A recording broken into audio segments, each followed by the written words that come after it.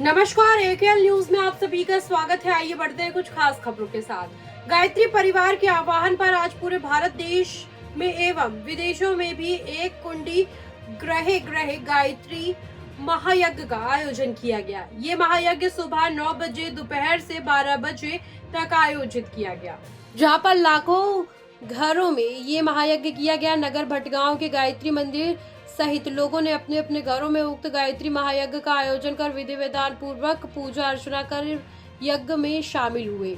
ये महायज्ञ से पर्यावरण संरक्षण, देव परिवार निर्माण, वातावरण का प्रतिशोधन, बुद्धि का तीव्रता विकास, संस्कारों की पुनः स्थापना, समर्थ राष्ट्र निर्माण, समग्र स्वास्थ्य, सकारात्मकता, ऊर्जा, मनोचित गुणों का विकास, आत्मविश्वास का अभ्युदय आदि के विकास हेतु किया गया। नगर भटगांव सहित आसपास के गांव में काफी उत्साह के साथ लोगों ने इस महायज्ञ में शामिल हुए।